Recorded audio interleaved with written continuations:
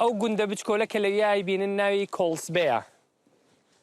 کۆڵسبەی گوندێکی بچکۆلەیە کە ڕووسەکان دروستیان کرد لە ساڵی 60ەکانە تقریباً. دروستیان کرد لەویا بۆیە کە خەڵوز لە ئەرز دەرکەن. ئەگەر بیبینن لەویا لە تەنیشی شەوە مەعمەلێک هەیە کە خەڵوزی لە ئەرز دەرەکرد. نەرویج ڕێگەی پێیان بێن لەویا مەعمەلێک دروستکەن. نزیکی 50 نەفرێک لەویا ژیانیان نەکرد.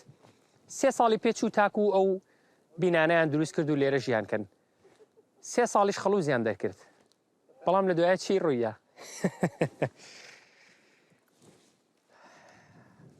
ئەگەر ببینن ناو ئاوەکە تۆزێک سپیە ناوە ڕاستەکەی. طبعاً تقریبی هەر 10 سانتیمێک بەرزە. 10 سانتیمێک قوڵە. لە دوای ئەو هەموو ئیشە ئەو هەموو پارێ و هەموو مەسرفەکە کردیان ئەنجا لە دوایە بۆیان دەرکەوت کە ئەو ناوە ڕاستە تەنیا 10 سانتیمەتر قوڵە. بەلەمی گەورە ناتوانێت بێتە ناوەوە.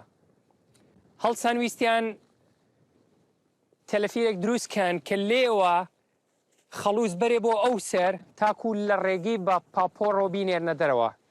بەڵام ئەوەش کۆستێکی زۆری تێچوو، تێچوونێکی زۆری تێچوو. لە کۆتاییە هەمویان باریان کرد و گەڕانەوە بۆ شوێنەکانی خۆیان. ئێستا کەسی لێ ناژی.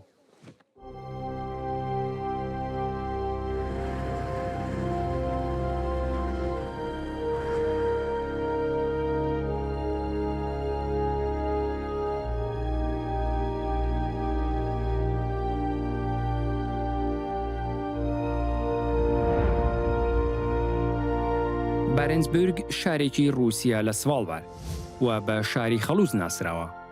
دانیشتوانی ئەم شارە 400 نەفرە و دانیشتوانەکەی خەڵکی رووسیا و ئۆکرانیان.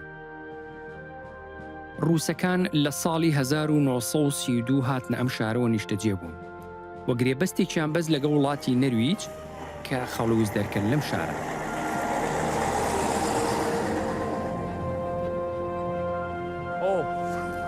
سیرکەن چی پێیە؟ ساڵی 120 تەن خەڵوز دەرەهێنن. 30 تەنی سرف ئەکرێتەوە بۆ بەکارهێنانی وزەی گەرمی بۆ شارەکە و باقیەکەشی ئەفرۆشرێتەوە بە وڵاتانی دەرەوە. وەک ئەبینن بیناکانیان هەمووی ڕەنگاوڕەنگە بۆ ئەوەی کە چاویان هیلاک نەبێت و بە سپیایی بەفر ببینن.